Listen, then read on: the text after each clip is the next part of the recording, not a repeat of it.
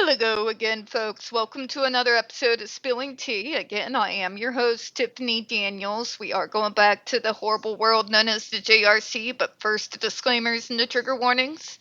If you're unfamiliar with the Stop the Shocks campaign or the campaign against the troubled teen industry, as always, pertinent links are there in the description box.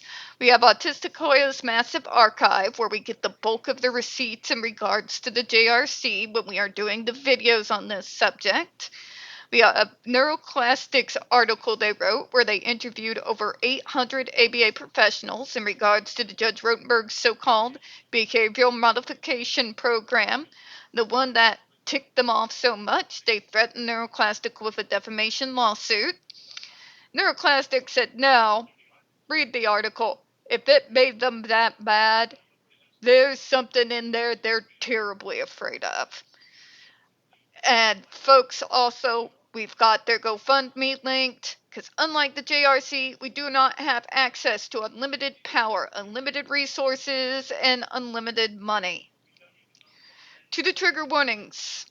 When we talk about places like the Judge Rotenberg Educational Center or Agape Boarding School for Boys, you are going to hear vivid descriptions of and catch clips or surveillance footage of people with mental health issues and disabled people being tortured and abused. If you got young children present, please utilize your headphones. Also, this channel is marked not for kids for a reason. We use profanity and we speak on dark subjects. If your child's 16 and younger and watching, parental supervision is advised. Now, on to the next brain dead sentence, shall we? I wonder how long they've made this comment. I want you guys to think about that. Just here a second before we get into a sentence. Most comments that we submit are pretty brief. If there's anything else we want the FDA to look into, we provide the links. The JRC has provided an over 55-page comment. 55 pages of regurgitating the same crap. I'm not a drinking girl anymore. But if I were to pour people on that FDA panel that's having to reread through the same crap again, I would be hella tempted. That would be a moment where, like, the bourbon would start looking real inviting. Just saying. I don't even want to imagine that job. Holy crap. Da. To the next sentence. These less intrusive means of treatment included behavioral contracts, differential and primary reinforcement, extinction, token fines, verbal no and redirection. Are we going to mention contacts twice? Oh, for the love of God. Manipulations of environments and demands, reward systems, and loss of privileges. None of these are any actual programs or interventions that exist as you and I know them. None of them. None of them. Let's break it up, shall we? Okay. We are going to start with behavioral contracts. Of all the asinine things I've ever come across in different programs that I have studied, this one is number one and just, who the hell are you trying to kid here, JRC? We make a contract, and if you don't do what we want, there's consequences. Jesus Christ, bro. Jesus tap dancing Christ. And then you sign it. Well, you agreed. No. No, the student did not agree. The student was not given any choice. You say you let them have their say, but when they open their mouths, you usually use the line of, oh, I don't know, no speaking out.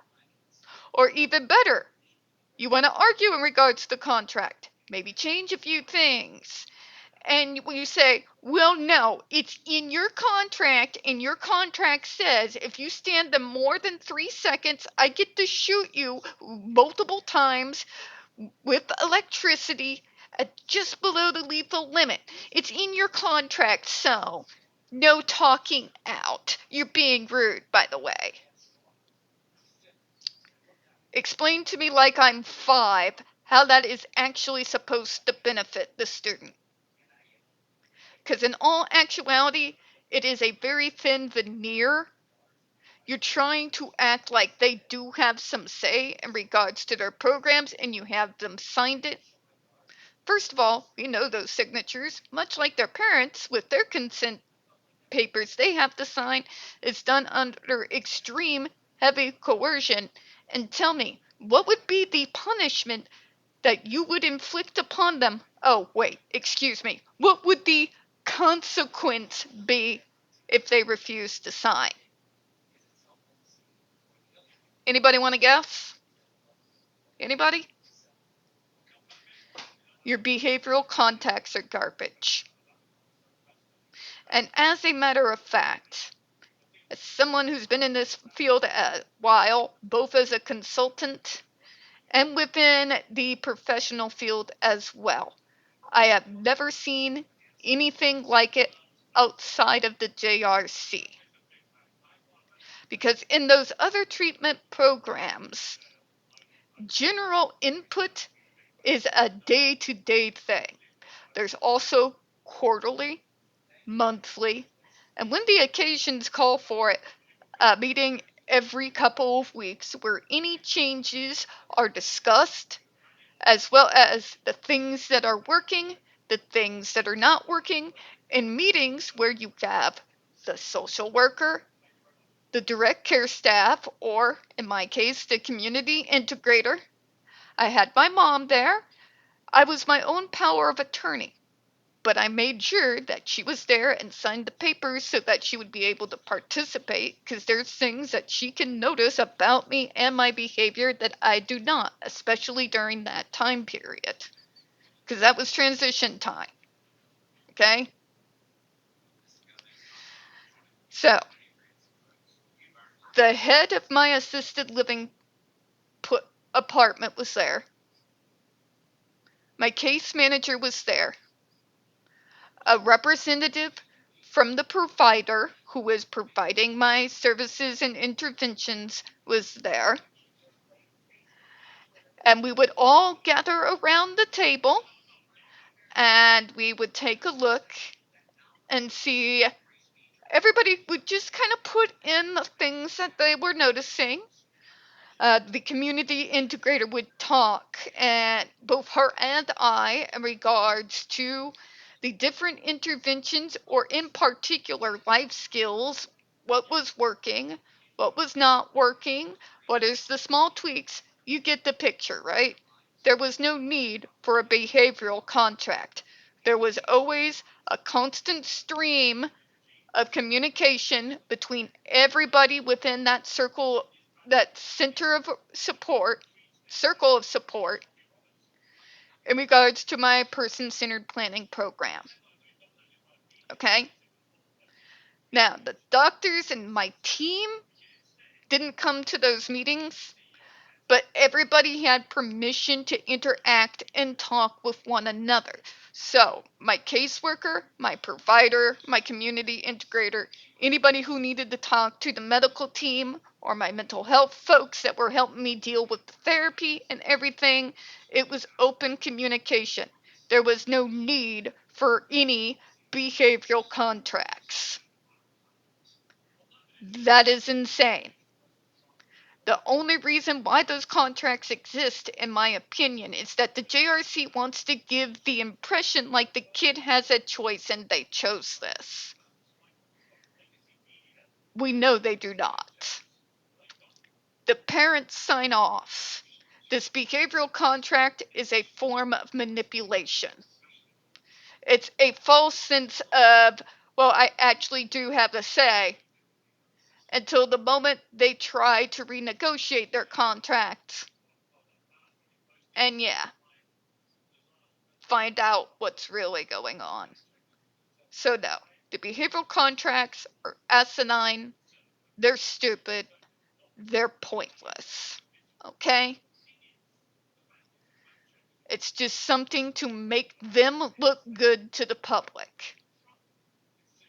The behavioral contracts themselves, remember, Jennifer Masamba waived her HIPAA rights.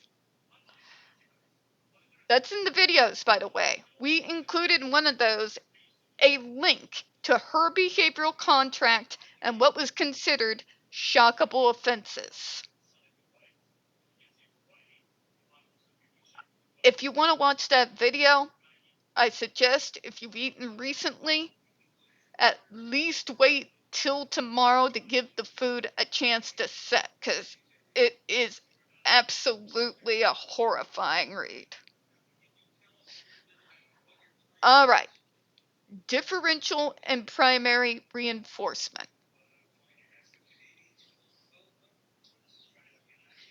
You know what? We're going to pull that up as an actual terminology, because I'll admit I'm not familiar with this, but I have a feeling that my stomach is going to feel sick as soon as we do. Okay? Just for argument's sake, shall we? Refers to a behavior modification technique where a specific desired behavior is actively reinforced while other behaviors are ignored or extinguished. Okay, so this is what I like to call the ABA mindfuckery. Now, I wanted to go in detail on this in its own right eventually, but let's just do this real quickly here, because you'll see why here in a minute. Well, other behaviors are ignored or extinguished, essentially choosing which responses to strengthen through reinforcement, while primary reinforcement refers to the use of naturally reinforcing stimuli like food, water, or sleep, which are inherently valuable to an organism and do not require learning to be effective. Okay, so what they're saying here, this is the food contingency program, folks. You remembered that, right? If you don't pretend to be their version, the fan-fictionalized version of a neurotypical, which disturbingly looks like some bizarre mutant version of, like, a Mormon kid. I don't even know what to call it. That's all I can think of right now. To their satisfaction, then they can deny you food. Or if you remember going back into the Jennifer Masamba video, what they had her do was wear that belt of food in little styrofoam cups all day. And if she had a behavior, she then had to get up, go to the trash can, and throw food away. If she acted up all day, she had to throw away all her food for the day, and they would have that liver powdered mash be her food. Now, I told you, we autistics have things about food. If you met one of us, you know this as a fact. And to be quite blunt, and this is something my aunt found out the hard way. If you put something like that in front of us as your necessary calorie intake, we did our job. We will allow ourselves to starve before we will eat a type of food that makes us physically feel sick. It's food sensory issues. All of us got them, they're not all the same. I can't even be within a room where I can smell chocolate pudding without starting to feel ridiculously nauseous and sick. Okay? Can't even be in the same room. If it's liquid milk chocolate, same thing. Like, it is a very, very visceral physical reaction I have. Just as an example. If that would be my punishment for having behavior after forcing me to throw away all the viable, healthy food, I really would allow them to starve me to death before I would eat that. I've talked to several autistics. We may not have a lot of things in common, but there are certain things that are true to both the man and the woman, okay? Non-binary, whatever you identify as, it's pretty much true to all of us. In regards to food, if it is something that messes with our sensory, something that we literally physically hits us and makes us feel desperately ill, we will starve ourselves willingly before we dig into it. Okay? So that's insane. And look at this: food, water, sleep. Food deprivation, water deprivation, sleep deprivation. Yeah, welcome to the softer, kinder ABA and the psychological mindfuckery that informs it. Okay? Remember also, and you have to perform well each task that we ask you to perform in your own dormitory after school to get each bite. And if it goes cold, tough titties. Including with things that it is actually dangerous to do that with. Fish in particular. Okay? Yeah. I wonder why that wouldn't work. And why that might build resentment and actually make the aggressive behaviors worse. Are you neurotypicals fucking kidding me? If someone treated you like this, would you not be pissed off? Well, I would do what they wanted. No, you fucking wouldn't. You ever been around neurotypical teenagers? Neurotypical teenagers live to be contrary. They spent the majority of their time testing their limits and their parents' sanity. I've seen it up front and center. I have siblings. Okay? The fuck they wouldn't. Remember, I come from the last generation that had corporal punishment. Which is actually a good argument to have here, now that I bring it up. Because did that stop any of our extreme, brain dead, reckless behavior because they used corporal punishment? No, and I could actually make the argument that due to that fuel of anger, because of that punishment, the next things we're going to do is you can't control me. I'm going to do something even more reckless and stupid. Don't believe me? Go talk to your older siblings, your aunts and uncles sometime. See if they got any VHS tapes where they would videotape their shenanigans. We did. We still have them. Jumping off roofs, jumping full concrete drainage ditches, getting boards in the middle of the road held up by concrete blocks, boards that have been rained on and are slightly bending in the middle, and having 2, 3, 4 people lying under them, and that you are supposed to use your bike to jump them. And that's just the starters. Okay?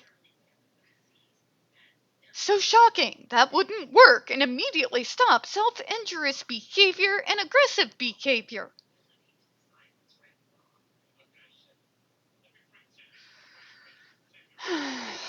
I'm starting to think the neurotypicals were never okay. For real. Alright, extinction. We're going to look at that one next. So in actuality, I did know what that was. It's just the terminology that they used to describe it I wasn't that familiar with. So let's take a look at this one next, shall we?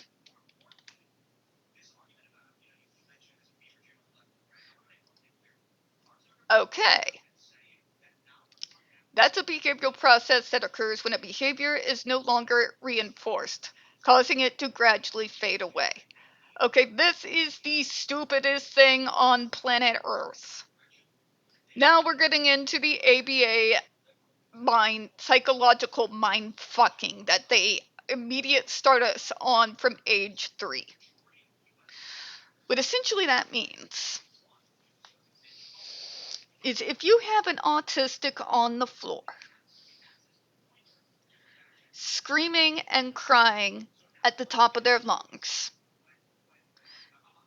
the ABA professional will tell the parent to ignore their screaming child until they communicate in a way that is acceptable and appropriate, so that the behavior will fade away and we learn to act better. Allow me to explain to you why the fuck that's dangerous, and I'm going to use one of the poor students that died on JRC's hands to drive my point home. Do you all remember the case of the young lady that developed an ulcer in her stomach? Remember that they recorded that she was making inappropriate noises and she was nonverbal. Remember, within the span of 3 days, because remember, the JRC doesn't do the ignoring, they use the consequencing. They administered over 85,000 different adversive punishments. Remember, this was before they started using the shock, so they pinched every single spot on her feet at the soles of her feet until they bled.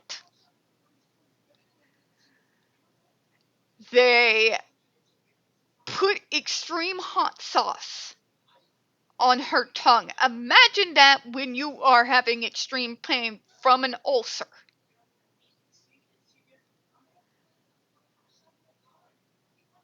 And spanking her repeatedly with a wooden spatula. But she kept making those sounds. So eventually, they finally took her to a doctor. And after all of that, the student passed away and died. Y'all remembering that?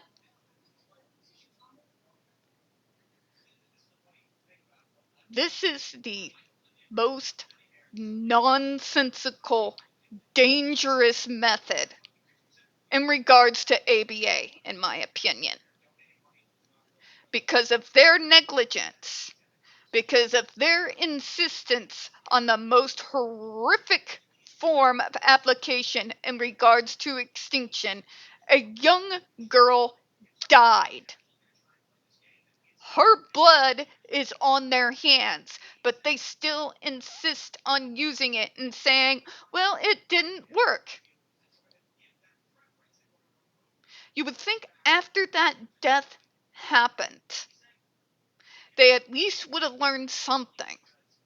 Where if they're doing all these horrific things, the psychological mind fucks, the food, the not responding, and it's still going on, you would think that they might, take that kid to see a doctor because there might be something very medically wrong? What about the kids with epilepsy? When kids have seizures, even if it's one of the more mild, a lot of times there's involuntary muscle movements. With the JRC, you're not allowed to tense your muscles or even so much as breathe without their permission. Have they ever consequented them before realizing that the kid was having a seizure? Let's put this in a regular person's home. If your child's on the floor, screaming, crying, in agony, most ABA practitioners, the so-called better, kinder ABA, will tell you to ignore that screaming child until they communicate in the way that you want them to. They think if we just wear out our energy screaming and crying, that eventually we'll get exhausted and give them what they want.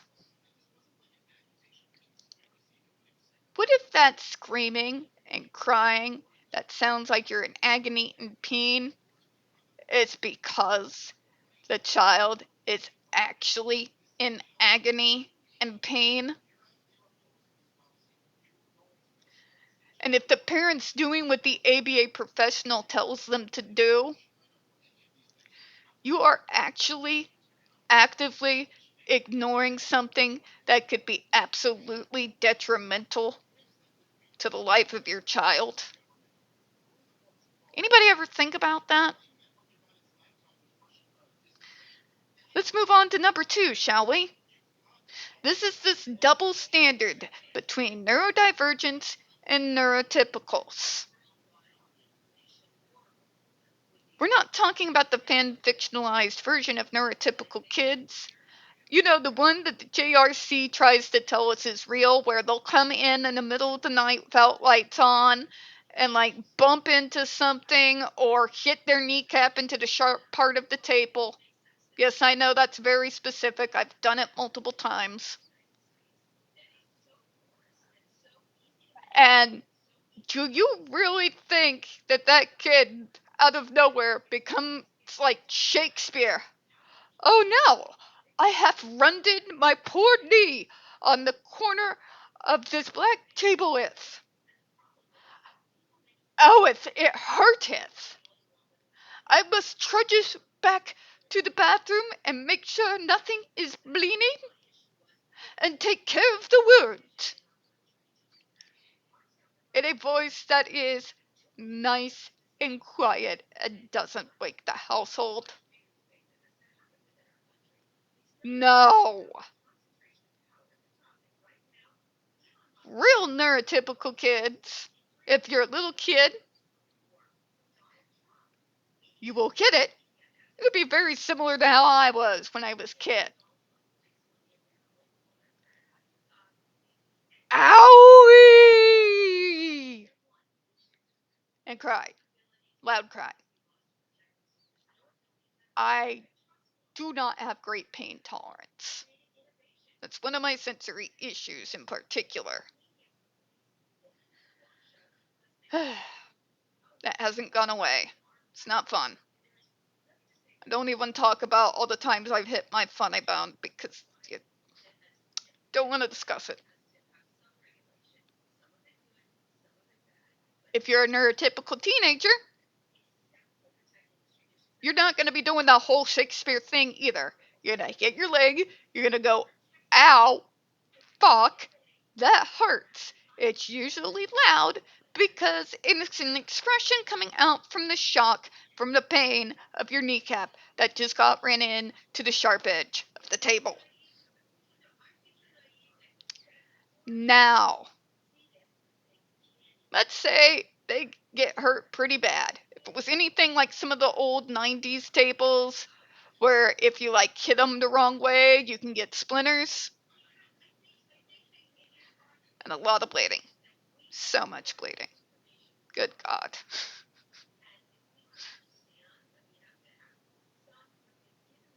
If they are screaming due to the splinter and the blood, do you really think a parent is going to be told to ignore their child's pain because they are not communicating it appropriately and therefore they should be ignored, considering we know what splinters can do health wise?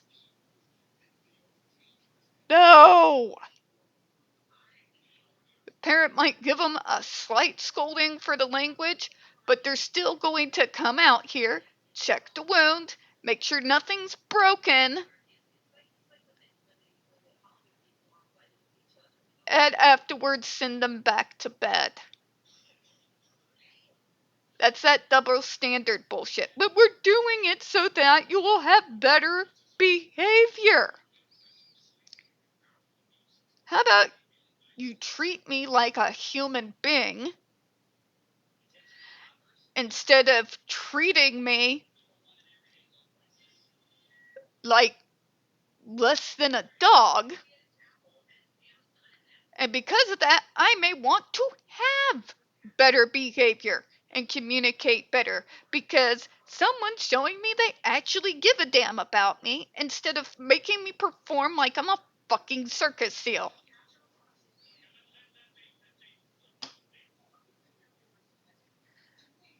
I got a lot of bones to pick with ABA. This is dangerous. It's stupid. And why anybody thinks it works, but some of those kids get programmed into that. A lot of us learn to be quiet and hide the abuse being inflicted upon us too, Karen. For example, I slammed my leg into the door because I use that one a lot. Okay. Does it make it right? Does it make it not abusive? Think on it. All right. Token fines. Ah, yes. You get a bunch of tokens that you can use in the playroom.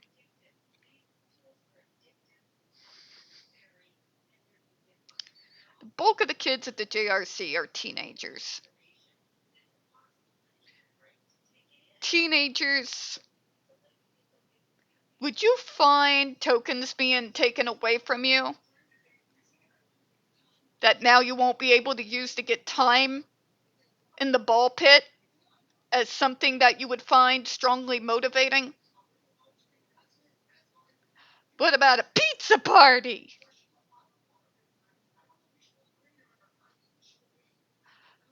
Or you could go watch a Disney film in the theater. One thing that JRC has shown me, it's shown me quite clearly, they not only don't understand us, they don't understand neurotypical kids either. At least get a fucking PlayStation. You know? My mom found out real quick books were my motivation. You can bribe my ass with books all day. You still can.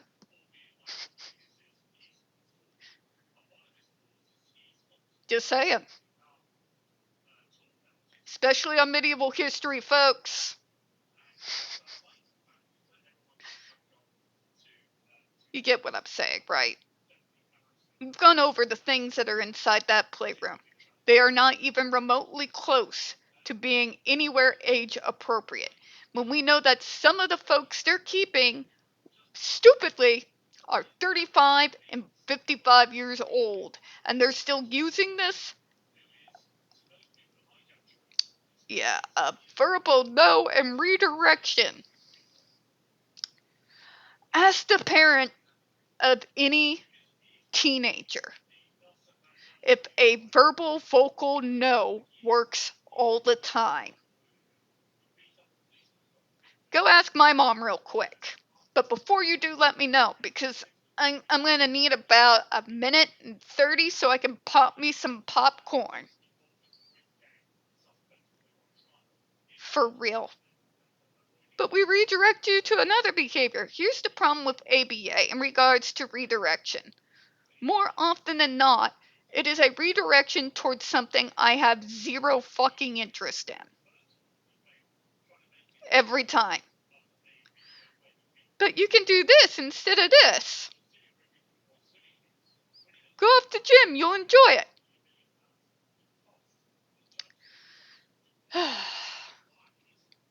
And don't forget loss of privileges. So that ties into sleep deprivation, all of that. And somehow they're shocked that none of these worked. So obviously the human shock collar is the only answer. No. And I'm going to channel my stepdad on this one. Love you, Dave. Doing things right. Going through the service system correctly. Taking each step in order the way they're supposed to be done.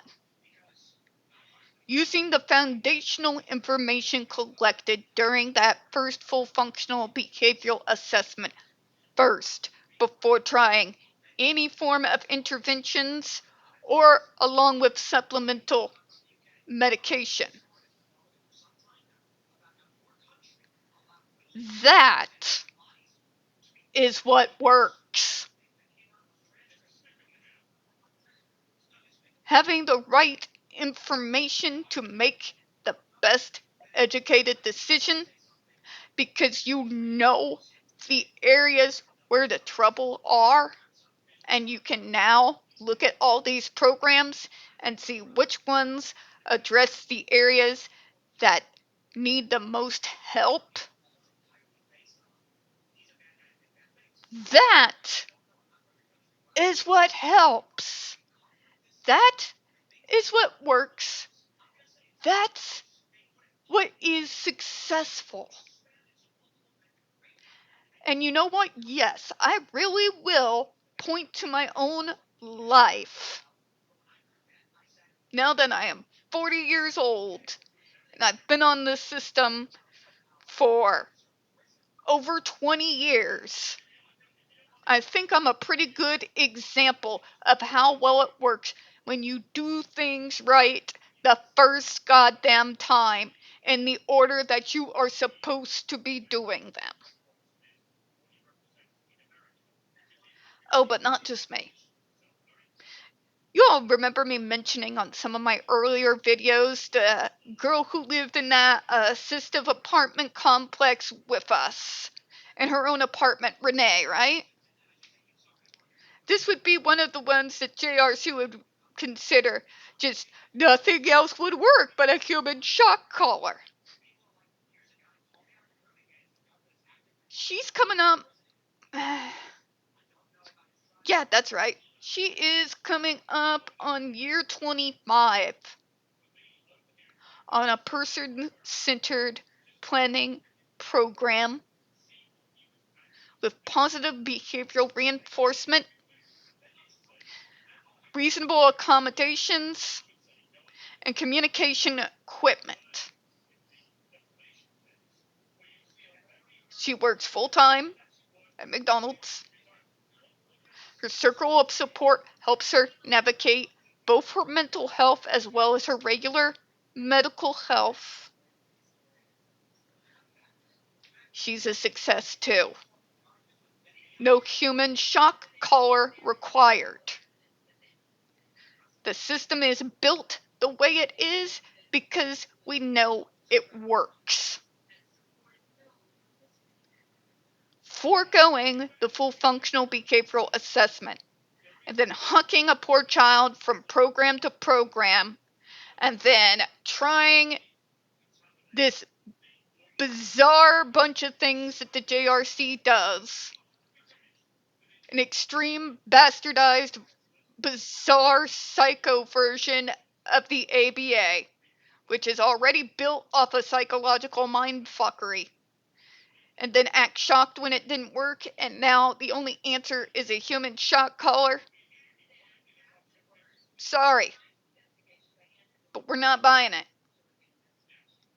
We're gonna go ahead and close out on that one, folks. We don't get very many views on this channel. The few we do tend to get removed from time to time. So, folks, please, if you could, don't forget to hit the like button, hit subscribe. Please don't forget to hit the comments. I do want to say thank you for your time this afternoon. As always, folks, we here at Spilling Tea absolutely do hope you have a good one. We'll see you all later. I'm just going to stop at 2 today. I think I deserve it. Bye-bye, everyone.